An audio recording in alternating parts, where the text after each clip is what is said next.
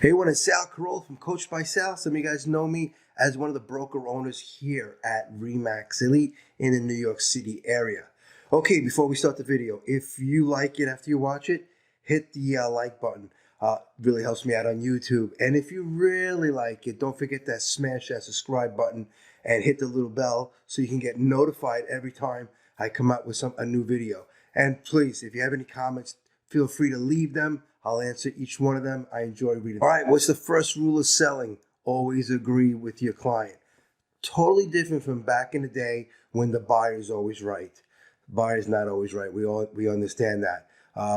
Yes, they always said that. It was something to avoid arguments. I understand that. But we know that the buyer is not always right.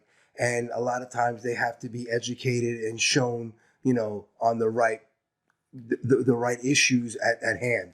Okay, this is agreeing with the client. Agreeing with the client is a lot different than the buyer is always right.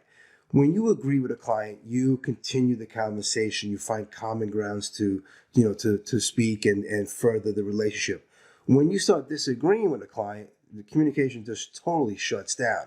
So agreeing with a client is a lot different than the old days of the buyer's all right. When we agree with the client, we're agreeing that we understand that whatever they're saying, whether it's right or wrong, you could be wrong. But when you're agreeing with them, you understand, you're acknowledging that issue, whether it's right or wrong, is very, very important to the client. As a realtor, and I speak to realtors always because I'm a realtor myself, but this applies to anybody in sales.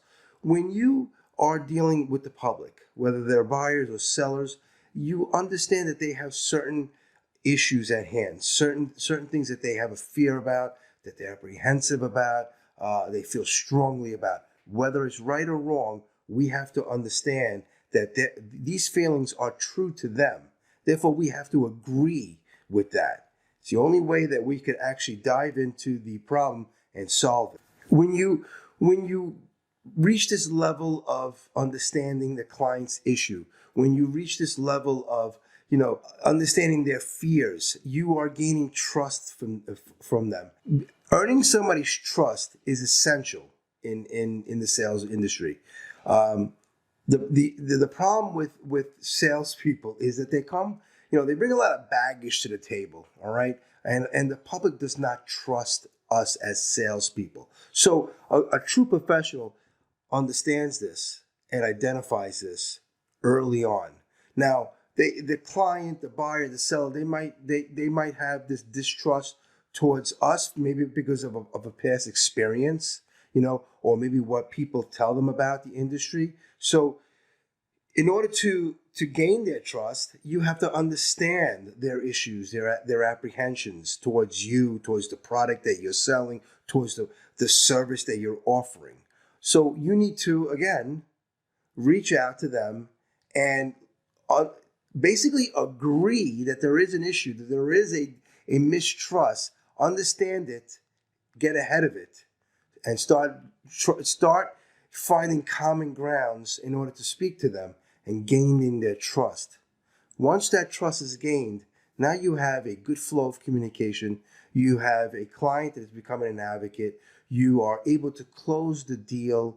You're able to get paid for your efforts. You're able to solve the problems that the client, the buyer, the seller reached out to you in the beginning just to solve their problem. And that's what we do. We're problem solvers. But we have to break down that mistrust that most of the time, almost all the time, comes along initially when we are, when we meet our future buyers, our future sellers, our clients. You have to understand that there is a level of mistrust that you need to identify and get ahead of that. And understand another thing, you need to always be in agreement with them.